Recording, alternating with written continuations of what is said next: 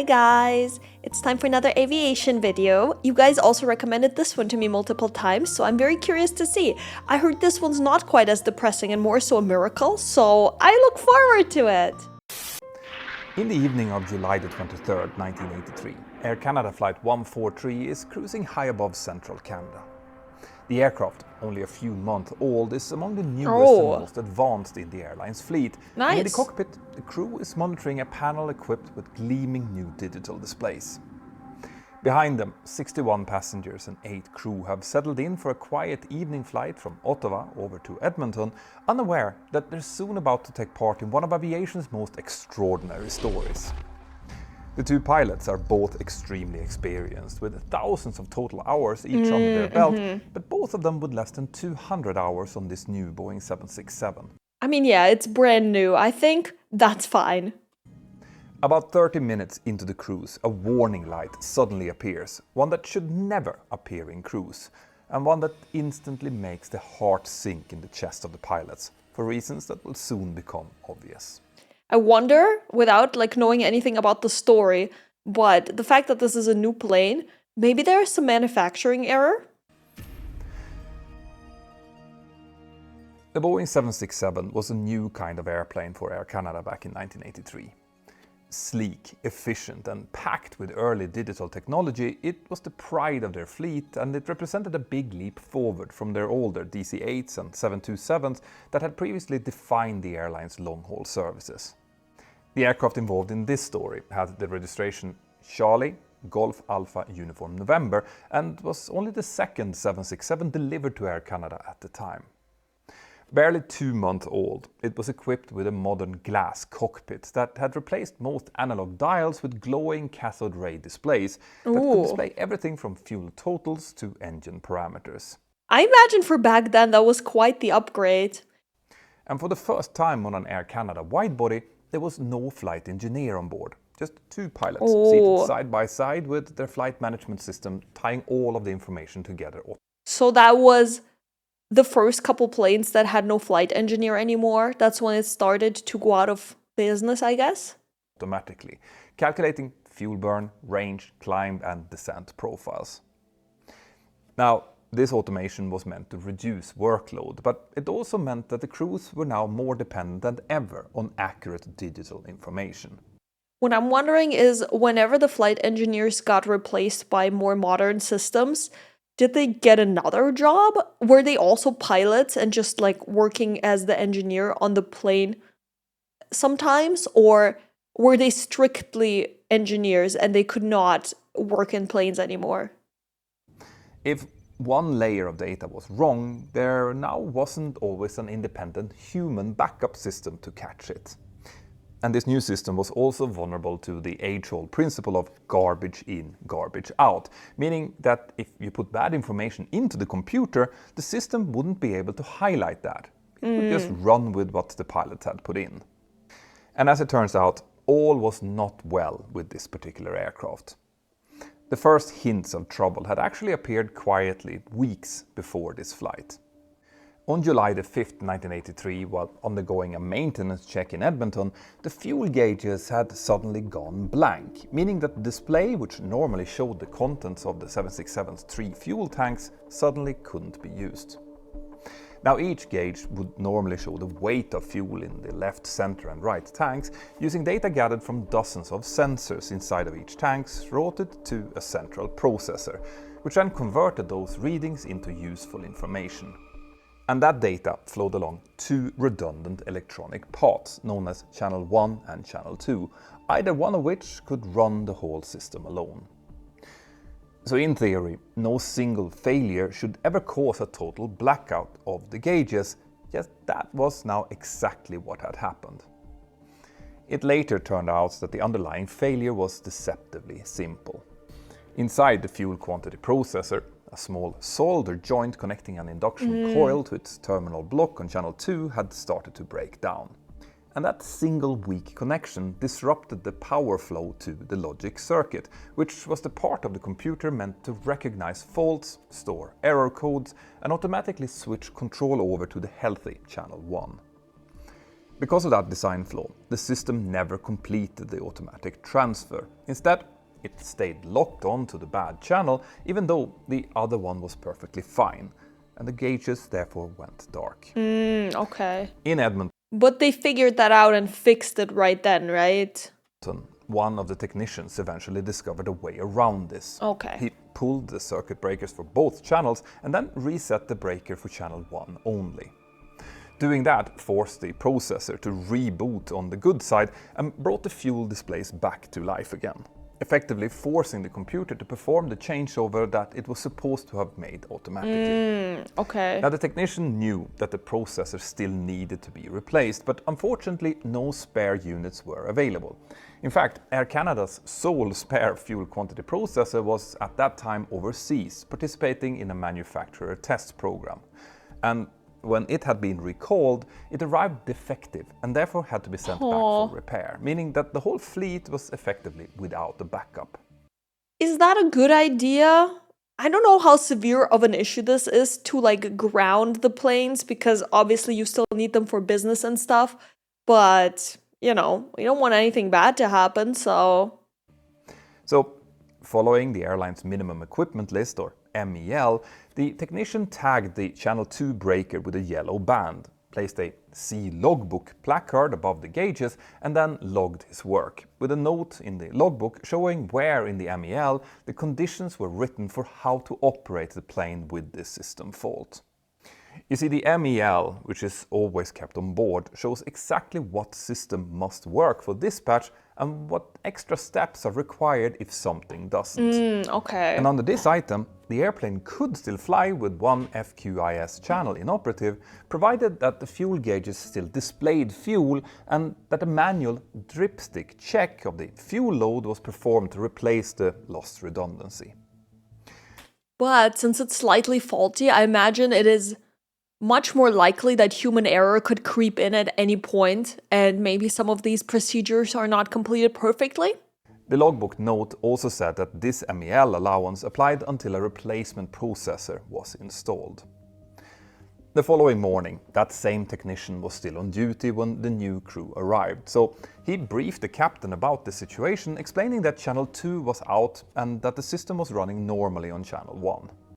Okay, so at least the captain was aware. Let's see where this goes. The aircraft then continued to operate under this condition, but on July the 14th, near the end of a flight over to San Francisco, the gauges then went blank again. Oh. The crew landed safely and called for maintenance to come and look at the problem, and they ended up removing the processor for bench testing, during which it started working fine again.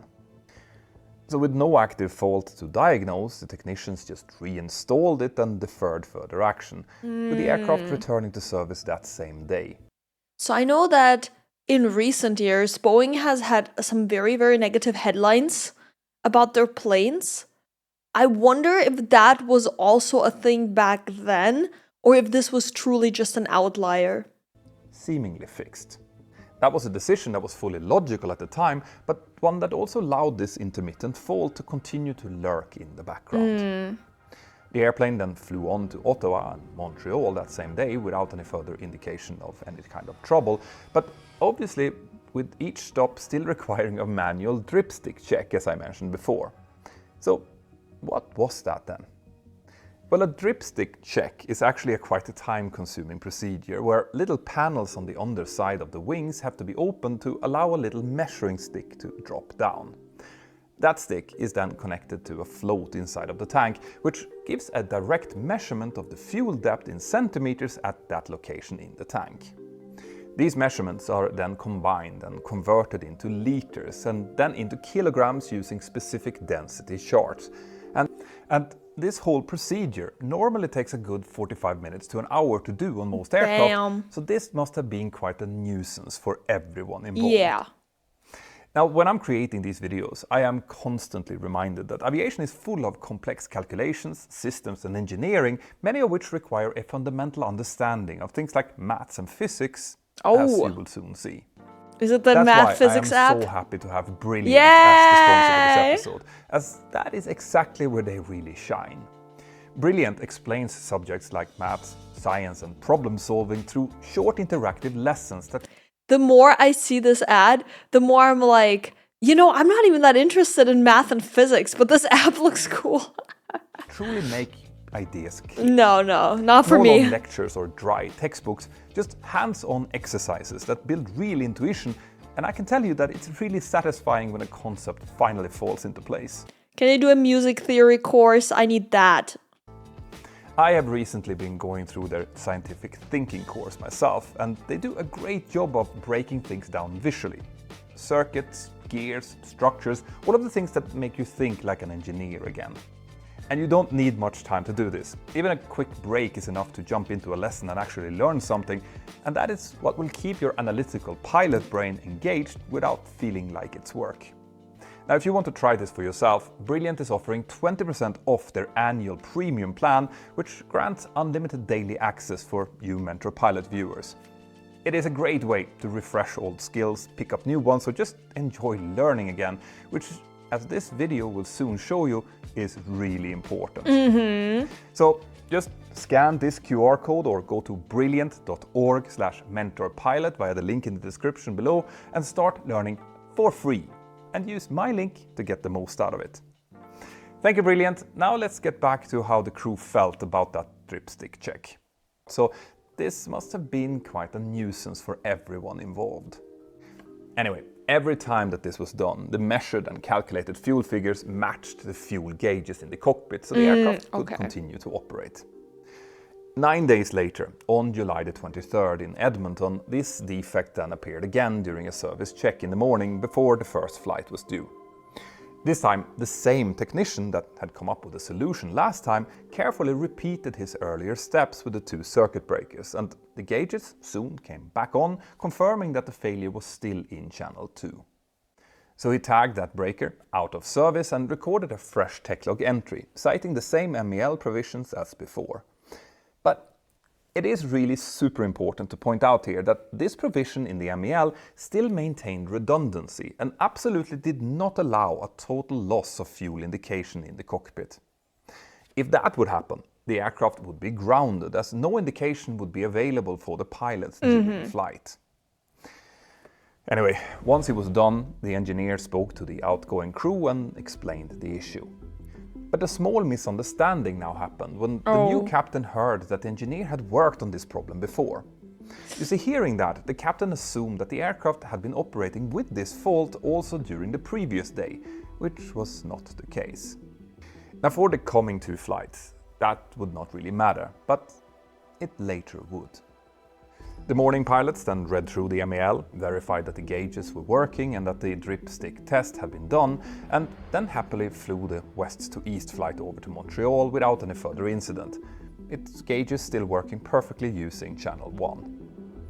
But after the shutdown at Dorval Airport and before the next crew would arrive for the afternoon shift, another avionics technician decided to dig a bit deeper into the issue, hoping to verify the first technician's diagnosis. So, alone in the cockpit, he re-engaged the tagged channel 2 breaker to power up both sides of the system at once, and when he did so, the gauges immediately went blank again. He then confirmed the fault via something known as a BITE, built-in test equipment test, which is an internal self-test circuit handled from the FMC, and he finished by entering his findings into the logbook. But before he could reset the circuit breakers in the same way that he had found them, he was called away to assist with the manual dripstick test, which meant that the original fault stayed in and the fuel gauges therefore stayed blank. Now, the logbook entries clearly described the situation, but the details of which circuit breaker had been left in or out were buried several pages back. And crucially, another thing that was also left out was exactly what the circuit breaker fix was trying to do. So with this, the stage was now set for a cascade of small further misunderstandings and errors. But I really want to emphasize here that this should not normally have been a problem. The MEL clearly stated that the aircraft was not allowed to dispatch with blank fuel gauges. So for that to happen, and for things to become truly dangerous, several other things also now had to fall in place. And they were soon about to. That afternoon, the airplane was assigned to operate as Air Canada Flight 143, routing from Montreal to Ottawa and then onwards to Edmonton. The crew scheduled to do this actually met the morning crew casually outside of the terminal in the parking lot and started discussing the aircraft status. This was a kind of impromptu and informal handoff, but one that would soon prove fateful. Oh. Without the logbook or the MEL in front of them, the outgoing pilots mentioned that the airplane had experienced a fuel gauge problem that required manual checking of the tanks, and they also noted that it had been flying in that condition since the previous day, with everything going smoothly. Now, that brief exchange, spoken from memory after a long day of duty, was factually quite correct, except it hadn't been flying with the problem that long and lacked a bit of detail. But since the outgoing captain had mentioned issues with the fuel gauges, the new pilots now walked away with the incorrect belief that the fuel gauges had been completely inoperative for at least 2 days. And also that this had been cleared by maintenance and operations. Oh, so when they see that it's turned off, they're not gonna try to turn it back on? That's what I'm thinking. They're just gonna be like, yes, the other pilots already told us about this, that it's not working. Now, as we all know, that wasn't really the case, but an assumption can be a very powerful thing. I should also mention here that in this airline at the time, there existed a lingering belief that the maintenance headquarters, known as Maintenance Central, had the ability to override parts of the MEL using a sort of master MEL that could be used in special situations. Now, that wasn't actually true, but years earlier, before the MEL became legally binding, such exceptions had indeed been made from time to time. And those stories had stuck around, with many crews still believing that higher approval, maybe directly from the aircraft manufacturer, could make an aircraft legal, even if the aircraft's MEL said that it couldn't. So in this case, when these new pilots now boarded the plane, their expectations were instantly confirmed. The 3 fuel quantity indicators were indeed blank, and in their minds that had been okay for the last few days, so it should be okay for them as well. The placard above the gauges and the MEL reference in the logbook actually reinforced that belief, since at a glance it seemed to confirm that the gauges were inoperative, but in reality that note was referring to the faulty channel. And what they obviously had no idea about was that a technician had just accidentally powered both channels up, knocking the system out entirely and changing the situation from what the previous crew had had. So from the perspective of this flight crew, the paperwork matched what they expected. The gauges were blank, the appropriate section of the MEL was cited, and when the captain read through the MEL and queried the local technician about the discrepancy around the fuel gauges, he just said that the aircraft was okay to fly, likely based on its previous status, which the captain accepted, thinking that the maintenance central knew more than he did. I mean, yeah, if the guy who's like taking care of the maintenance says it, then I would also assume that it's fine, especially if the paperwork doesn't directly contradict it and the other pilots told you. Obviously, they are based on a misunderstanding here, but from the pilot's point of view, everything is fine, right? The way that they understood it, everything is fine. I think the biggest issue here is definitely the miscommunication, because whatever will happen will probably, since it's a miracle, will probably not end deadly, but it will probably be a little scary. So I think in jobs like this, communication should be the number one most important thing to nail. We noticed that in the previous videos that we watched where, well, in the Tenerife disaster where 2 planes collided because of faulty communication and stuff like that. I think it's just very, very important. But this is an older case, and I think with cases like this, it caused this to improve a lot. Today, the rules in these situations are crystal clear. If a system is inoperative and the MEL says that it's required for dispatch, no pilot will accept it. But like I said, these rules were likely a bit more fussy back then. Now, what I, as an active pilot, just cannot understand though is how a captain could accept an aircraft without any in-flight fuel indication at all. I mean, checking the fuel on the ground is okay, but what if a fuel leak or an imbalance would then develop in the air? Without any type of indication, that would be impossible to diagnose. In any case, the captain did also spot the colored circuit breaker mentioned in the tech log, but missed that it hadn't been pulled. And in any case, he likely assumed that it was for the fuel gauges and therefore was doing what it was supposed to. So at this point, you can see how these pilots accepted the blank fuel gauges, but it hadn't become truly dangerous yet. That came when they sat down and reviewed their fuel planning. In order to try and avoid another refueling in Ottawa, they decided to uplift enough fuel to carry them through both the leg over to Ottawa and then onwards to Edmonton. To do that, they calculated that they needed 22,300 kilograms of fuel, and to make sure that they had that, they first had to determine how much fuel they already had on board and then uplift the difference. Since the gauges were blank, the only way to know how much they had was by doing that dripstick test. But that test result then had to be converted from centimeters on the stick into liters and then into kilos. Below them, two ground engineers had soon completed the drip check, recording 64 centimeters in the left tank and 62 centimeters in the right. So, by consulting the conversion tables, they determined that this corresponded to 3,924 liters and 3,758 liters, respectively, which meant that the plane had 7,682 liters in total on board. But that was liters, so they now needed to verify how much that was in kilos in order to adhere to the flight plan. Now, it might surprise some of you to hear me talking about centimeters and liters, since aviation back then tended to use US units, especially in North America. But these Boeing 767s were a little bit unique to the Air Canada fleet. You see, the 767 was the first new model to enter service since Canada had begun its official transition over to the metric system. And the government had pushed for metric instrumentation wherever international standards would allow it, which obviously included the country's flag carrier, which was still owned by the state back in 1983. In practice, though, this conversion into metric was inconsistent. On the 767, the fuel gauges, manuals and dripsticks were calibrated in kilograms, liters and centimeters, but almost everything else, like altitude, range and speed, remained in feet, nautical miles and knots, just like any other Western airliner. Okay. Normally, none of this mattered, because the airplane's computers automatically showed kilograms on the gauges, making manual fuel conversions rare and only really needed when the automatic system failed. But that was obviously now the case.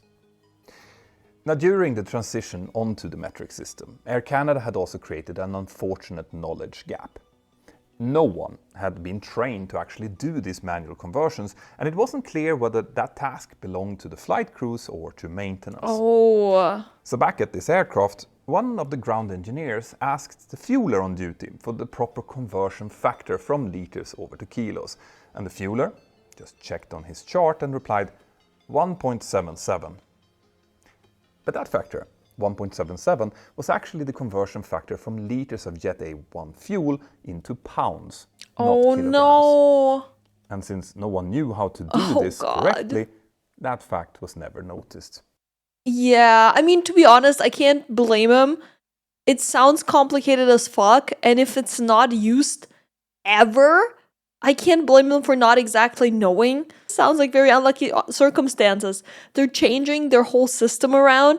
They have to do something manually that they never had to do manually before. Like, that just screams for disaster. At the same time, in that situation, since it is a manual thing, they should have probably paid some extra attention to it. But, you know, I can see how something like that could happen by accident. 1.77 had come from the fueler's own density reference card, which was a laminated slip used for the rest of Air Canada's fleet, where fuel quantities were still recorded in pounds.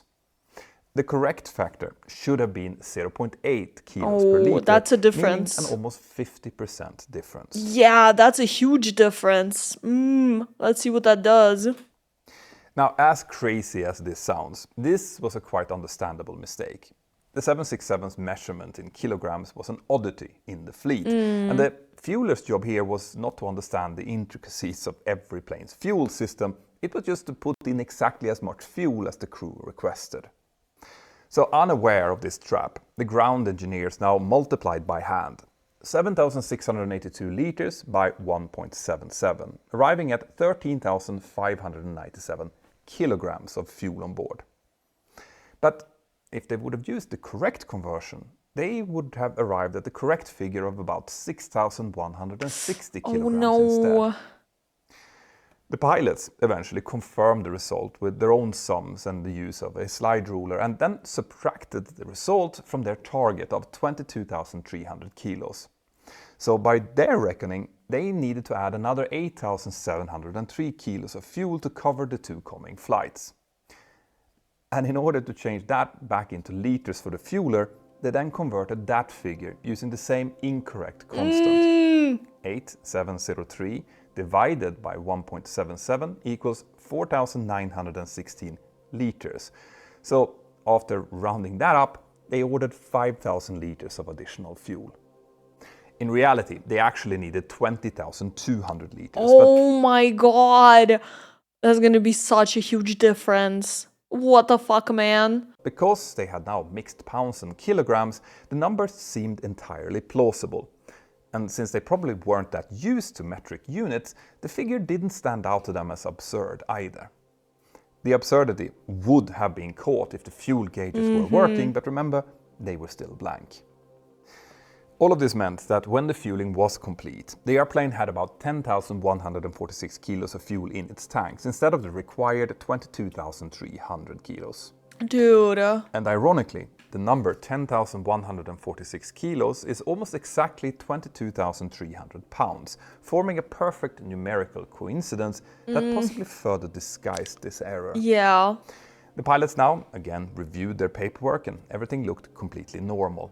The MAL reference appeared in the log, the required drip test had been completed, and everything matched their expectations, including the still blank gauges.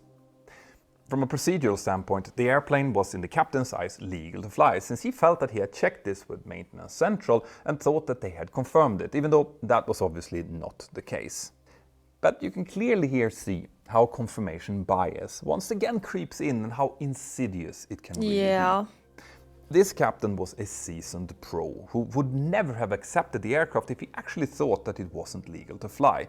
But his and his colleagues' assumptions, together with a lack of knowledge of the metric system and that small fault in the number 2 fuel meter channel, had now been combined into something truly monstrous. At noon local time, Air Canada Flight 143 then pushed back from Gate 47 at Montreal Dorval Airport, and the brand new Boeing 767, gleaming in red and white, soon taxied out under the bright summer skies. And to anyone watching, this looked like just another routine departure of Air Canada's newest jetliner. The aircraft soon lined up and began its takeoff roll with all systems showing completely normal values. The fuel value in the FMC must have been entered manually and was therefore ticking down from a faulty start value. The flight over to Ottawa then went off without a single problem. A barely half an hour long domestic leg meant to pick up some more passengers before starting the longer westbound flight over to Edmonton. Once parked at the gate in Ottawa, the airplane then went through its usual turnaround. Some passengers got off, others boarded, and the crew prepared for the coming sector across the prairies. Now, because the gauges were still blank, another manual dripstick check was required before departure, and out on the ramp, the procedure now played out exactly as it had before. The engineers pulled out the measuring sticks, read the fuel depths, and then used the same tables to convert them over to liters. And that was then followed by the crucial step of turning those liters into kilograms, likely the last chance to catch that previous mistake. But instead, the same error was now repeated, using the same erroneous conversion factor. I assume it was the same people that did the same error, right? This finally verified to all involved that the aircraft already had more than enough fuel to reach Edmonton, so no refueling was required. Now, along the way, one of them could have done some simple reasoning and realized the problem here. A single liter of water weighs 1 kilogram, and jet fuel is actually a little bit less dense than water, so a liter of fuel weighing nearly 2 kilograms made no sense. But no one made that connection. I mean, if they're not used to the metric system, I get it, because if you tell me anything in Imperial, I have no fucking idea. This meant that at 1900 local time, Air Canada Flight 143 taxied out from the Ottawa apron into the warm evening light. The big twin jet then started accelerating and soon lifted easily into the sky, climbing westwards towards Manitoba, with the captain as pilot flying and the first officer as pilot monitoring. The climb was uneventful, and the crew soon settled into cruise, chatting with an Air Canada engineer who happened to be on board and comparing notes with him about the new 767's technical systems. Behind them, the passengers relaxed, happily unaware that the airplane's fuel supply was now less than half of what it should have been, and slowly running out. But for now, the aircraft continued pulling forward through the thin air at 41,000 feet. Ahead and below them lay more than 1,000 miles of empty Canadian plains, rivers and lakes, forming some of the most beautiful landscapes on Earth. In the cockpit, the two pilots continued their discussion with the engineer until suddenly a warning light activated above the left engine display saying low fuel pressure. The horrific underlying meaning of that light was likely instantly obvious. With no fuel gauges and a long chain of manual fuel calculations behind them, the most likely explanation was the one that no pilot wants to hear. Somewhere, something had gone wrong and they were now running out of fuel. The crew had discussed diversions options earlier, as we tend to do during cruise in case something would happen. And now, with one engine about to fail, the decision came instantly. They needed to first descend and then likely diverge towards Winnipeg, which at this time was about 120 nautical miles away. The first officer requested a diversion from air traffic control, which was approved, and then they also received a clearance to descend down to flight level 350, or 35,000 feet. Maybe they still had enough fuel on board to make it. But only a few minutes later, as the aircraft started leveling off, this hope was quashed when the left engine finally ran out of fuel and failed. At this point, the aircraft was still about 65 miles away from Winnipeg, and before the crew had time to discuss a drift-down procedure or even run through the engine failure checklist, the right engine also flamed out. Oh my god. Everything now immediately became eerily quiet. The only thing that could be heard was the wind swishing past the windscreen, and in the cabin behind them, it would have become even quieter, with the emergency lighting suddenly activating. Oh my god. Without any kind of propulsion, Flight 143 was now subject to the laws of physics alone, which at this time represented a nearly unprecedented emergency. You see, back in 1983, no prescribed procedure for flying and landing without engines even existed. The idea of a dual engine failure on a wide-body jet was so outside the realm of imagination that no one had even come up with a checklist for what to do. Well, yeah, I would assume that normally it's so easy to avoid because you just look at the fuel indicators and you fuel accordingly. But of course, if you can't see them, if they're not working properly, and then you also make conversion errors, then yeah, you're gonna run out of fuel. Oh, dude, that sounds such a spooky situation to be in, though. Without the engines turning, there was nothing powering the generators either, and the APU generator in the back of the aircraft was equally useless since it relied on the same fuel supply as the engines did.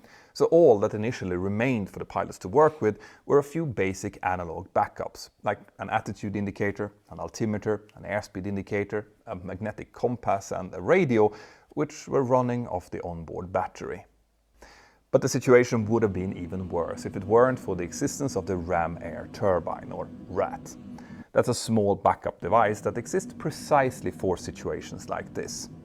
It's basically a small propeller that, when certain activation criteria are met, automatically drops down into the airstream.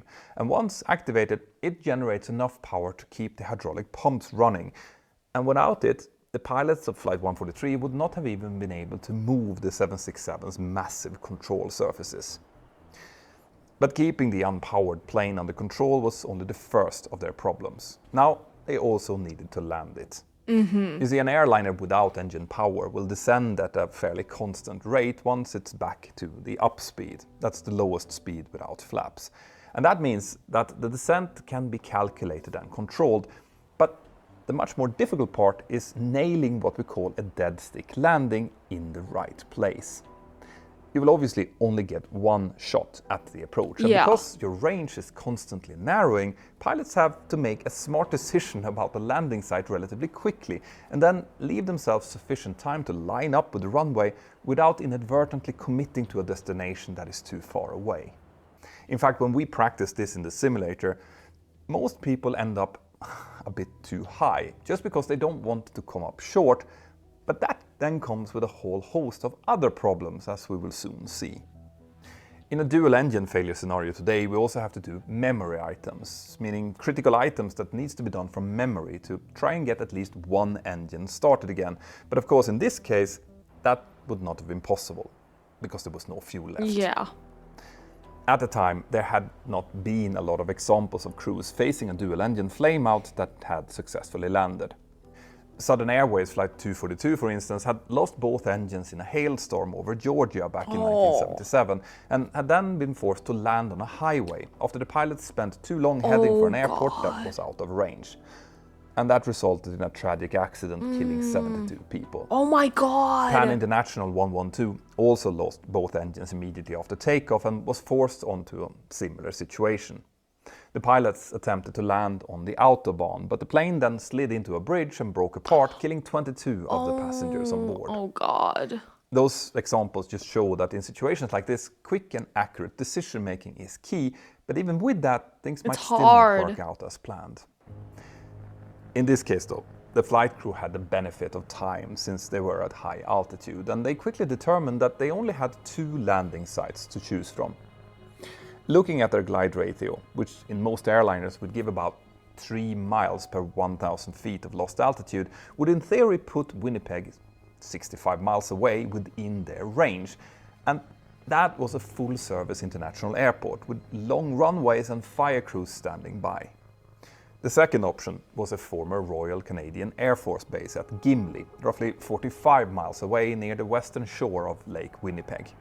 The first officer had actually trained there years earlier and still remembered the layout. Twin runways, each about 7,200 feet or 2,100 meters long. But no one knew whether those runways at Gimli were still maintained or even open. When asked, air traffic control wasn't even able to find any records of services on that site at all, so Winnipeg was a safer bet, but also further away. The deciding factor, though, between both of these two alternates ultimately became distance. With no vertical speed indicator, the first officer had to start calculating their descent rate by hand. So he held a notepad on his knee, noting down their altitude each time ATC gave a new distance to Winnipeg. And using simple arithmetics, he worked out how many feet they were losing per nautical mile, and from that, how far they could still travel. And those numbers soon told a brutally honest story. I don't know, I find that so impressive. I would be panicking so hard. I can already not do maths when I'm calm. I could not do maths when I'm panicking, dude. Oh my gosh. With the descent rate that they were keeping, they would fall short of Winnipeg by more than 20 miles. Gimli, though, was within range, which finally made that choice obvious. So they informed ATC and began a gentle right turn towards the lake, scanning for the field. Far off in the horizon, they could now see Winnipeg's runways glinting in the evening sun, taunting them with a relative safety that was now just out of their reach. But knowing how pilots think, that likely didn't bother them. They would have been 100% focused on the task at hand, 100%. to get this aircraft down safely. Behind them in the cabin, the sudden silence had not gone unnoticed. The airflow still swooshed outside, the emergency lights gleamed, and the passengers exchanged worried looks with each other. A few of them actually wrote hurried notes to loved ones, others prayed, and the flight attendants moved quickly through the aisles, tightening seatbelts and giving instructions for the coming emergency landing. As the Gimli Air Base finally came into view, the first thing that the pilot noticed was how small it looked. Gimli's twin runways were far shorter than those at Winnipeg, and they had no idea what conditions they were actually in. When it became clear that they would reach it, the pilots started configuring for landing as best as they could. But with no engine power, the hydraulic pumps were barely keeping up, and the ram air turbine couldn't run all of the systems by itself. For example, it couldn't power the circuits for the flaps or slats, which meant that the captain now had to plan a landing without them, meaning a much higher speed and nose attitude than normal. The first officer was working through the checklists, therefore skipped over the flaps and went straight on to trying to lower the landing gear, but then quickly discovered a new problem. The main hydraulic system that drove the landing gear actuators was also not working. Now that doesn't surprise me at all, since most airliners use an emergency, gravity and airflow fed extension system for gear extensions in situations like this. So the first officer now quickly moved over to pull the alternate gear extension handles, releasing the up lock that held the gear in place. Okay. With a metallic thud, the main gear fell down and locked into place, and the nose gear also came down, but without enough force to lock it properly into place. No! But there was no more options left. Fuck! It would just have to do. Up ahead, the Gimli base now grew larger, with the late evening sun glinting off the pavement, and as the aircraft started to line up with the runway, the captain realized that they were way too high. If they continued at their current glide path, they would overshoot the field entirely, but also, if they pitched down too steeply, they would gain so much speed that they'd never stop on the short available runway. So this meant that they now needed to lose altitude fast, but to do that without picking up speed, without having access to normal drag additives like flaps and spoilers. But fortunately, they did have one important thing working for them. The captain had years of glider experience under his belt, and he knew a maneuver that could do exactly what they needed: a forward slip. This is a maneuver where you introduce rudder together with opposite aileron to still keep the track, and together this will cause the body of the aircraft to hit the airstream and develop a sudden high amount of drag. This technique is often used in gliders and smaller single-engine aircraft, but never in airliners, as the wake caused by the body would go straight into the downwind engine, potentially causing compressor stalls. And on top of that, it will also cause an extra rolling motion due to the aerodynamics of the swept wings, but to a slightly smaller extent. In this case though, the engines had already died, so the issues would be less severe, and the increased drag would make the jet descend steeply without accelerating. And realistically, what other fucking choice do you have at that point, right? It's gonna end badly if you don't do it. So might as well take these dangers, these possibilities, and try to make the best of it. After informing the first officer of what he planned to do, the captain therefore kicked the rudder hard to the right and simultaneously rolled the ailerons left to keep the track of the aircraft down towards the runway. The huge 767 banked sharply, with the nose now more than 45 degrees off the center line. And this also meant that the passengers on the left-hand side now suddenly saw nothing but ground out through the windows, and on the right, only sky. This maneuver would have also jolted the passengers to the left in their seats, since it's not an aerodynamically coordinated maneuver, meaning it would have felt quite nasty. Oh yeah. But in the cockpit, the altimeter now started decreasing rapidly, with the speed still under control. And with the runway now rushing up towards them, the captain soon rolled level again, guiding the nose back towards the center line. And only then did he realize that something else was off. No! The runway markings on the concrete in front of them didn't match what they would see on a runway. In fact, it wasn't a runway at all. Huh? You see, the decommissioned airbase had since become a motorsport park. Huh? And the strip that they were now lined up with was a drag racing track. At the far end, spectators, campers and two young boys on bicycles were all filling up the runway, but there was now nothing that the captain could do. He was committed. Dude, imagine you're like on a decommissioned airway just having a good day and suddenly a fucking plane lands there. But yeah, there's nothing else they could do, yeah. And from the side of the people on the ground, this would have looked absolutely surreal. At first, the aircraft would have looked like just a speck in the bright July sky, maybe a glint of metal descending down towards them. But then, The contour of the enormous aircraft would have slowly started to take shape, with its wings steady, heading straight towards them, Oh but God. with its engines eerily silent. So as the aircraft descended the last few hundred feet down towards the runway, the people along the far end of the drag strip began pointing towards it, with the sound of conversation fast fading as the giant aircraft swept lower, only accompanied by the rush of air around it. The main wheels soon touched down within what should have been the touchdown zone, and as the weight came down, the captain held the nose back for as long as possible. But eventually, it slammed down into the pavement and started dragging over the concrete with sparks flying everywhere. Spectators at the far end now scattered in all directions. Campers dove for cover, and the two boys pedaled desperately towards the side of the runway as the plane skidded towards them. Yeah, oh my God, that's so scary. Inside the cabin, the passengers braced against their seats, with the screech of the friction likely being the only thing they could hear. The captain continued to push the brakes, using every ounce of remaining hydraulic pressure to slow the airplane down, and in a stroke of luck, the collapsed nose gear likely provided some extra braking here. After 12 agonizing seconds, the giant Boeing 767 finally shrugged to a stop, only a short distance away from the shocked crowd. For a long moment, no one moved. The air smelled of rubber and scorched metal, and the only sound was the wind rustling through the flags as hundreds of people tried to make sense of what they were seeing. A brand new wide-body jet, sitting silently tilted forward on their drag strip. Initially, no one inside of the plane quite realized that they had made it. That was until a clear voice came out over the PA saying, "This is the captain. Evacuate the aircraft."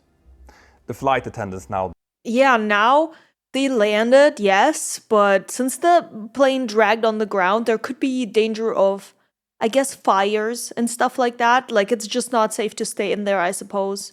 leaped into action, quickly opening the doors and deploying the slides to get everyone off. Oh my God, the legendary slides. They're always in the safety instruction videos, but you know, it is so rare that they are actually used, thankfully. And in the front and over the wings, the slides inflated normally and passengers slid to the ground in an orderly fashion. But in the back, the slides failed to reach the ground because of the plane's nose-down attitude.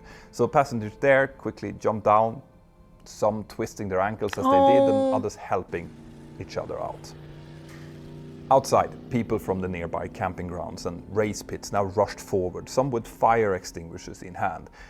A small fire had started near the nose, but was quickly smothered, and within minutes, all 69 occupants of the aircraft were safely down on the ground. Against all of the odds, the brand new Boeing 767, with both engines dead, had landed safely with no fatalities and only minor injuries. Finally, a case where everyone survived. An absolutely incredible feat. When rescue crews finally arrived from Winnipeg, they found the world's newest airliner just sitting on the drag strip, its nose scraped flat, its red and white fuselage intact, and its crew already surrounded by disbelieving onlookers. In the aftermath, investigators quickly realized that what had happened to Flight 143 was more than just a story of pilot skills and individual mistakes. It was actually a story of systems that hadn't quite caught up with the technology that they supported. The official inquiry found that no single person was to blame for what had happened. Yeah. The airplane had done exactly what its logic circuits allowed, the technicians had followed the book as they understood it, and the pilots had done their best with the information in front of them. In response to this, Air Canada overhauled its technical manuals and grounded its remaining 767s until everyone was thoroughly briefed on how the new metric systems worked. Conversions between liters, kilograms and pounds were standardized, with laminated cards posted in every cockpit and fueling station, and the once casual practice of relying on fuelers' density charts was replaced with precise temperature-corrected figures printed directly from dispatch software. This incident also caused a number of technical changes. The avionics were redesigned so that a single channel failure could no longer knock out both sides of the system, and Boeing issued service bulletins requiring these upgrades to be implemented fleet-wide. For the crew though, the consequences were a bit mixed. Both pilots were initially suspended during the investigation, but they were later reinstated. And far from being disgraced, they actually then received the first ever Federazione Aeronautica Internazionale Diploma for Outstanding Airmanship in 1985. Their judgment and airmanship in converting a powerless wide-body jet into a glider and then landing it without loss of life became a case study in crew coordination and crisis management. And what about the aircraft? Well, after some fixes to its nose gear and body, it was soon flown out of Gimli and then went on to serve another 25 years before its retirement in 2008. Aw. In the end, the Gimli glider story stands not just as a testament to skill, but as proof that even the most advanced systems still rely on clarity, communication, as well as a little bit of human instinct. And sometimes, when everything else fails, gravity, communication, skills and good judgment can still be enough to bring you home safely. Now, this was a completely new version of the video that I made very early on in my channel's history when I didn't have access to the kind of graphics and editing that I now have. And let me know if there are any other earlier stories that you'd like me to improve on. I would love to hear your thoughts. You can also tell me that directly by supporting my team and joining my Patreon crew. And you can do so by scanning this QR code or by going to patreon.com/join/mentourpilot. Here's the QR code if you guys want to check it out. I'm getting ready for another Zoom hangout soon. I would love to see you there with your questions. And also, remember to check out the exclusive deal that I have from my sponsor, because that also really helps the channel. My name is Petter Hörnfeldt and you're watching Mentor Pilot. Have an absolutely fantastic day and I'll see you next time. No, you! Okay, I am so glad. Oh my god, I am so glad that this was a positive story and that they managed to land it. Again, I agree with the notion that this was not one person's failure, but rather a failure of many people combined, plus systems that were unoptimized, plus a plane with faulty issues. So there is a lot of things that came into play. And given the circumstances, I think the pilots did a great job at landing it, and I'm so glad that nobody got injured seriously or died. Like, that is just, whew, feels good. Feels good after seeing so many sad and depressing aviation stories. I did hear that there is a lot of really positive ones too, where the pilots actually managed to solve difficult situation in really intelligent ways. So I'm curious to see more of those as well. If you guys have any more recommendations for me, please put them in the comments. This was such a cool and interesting video to watch. I really liked it. I hope you guys enjoyed and thank you so much for watching. I'll see you in the next one. Bye bye.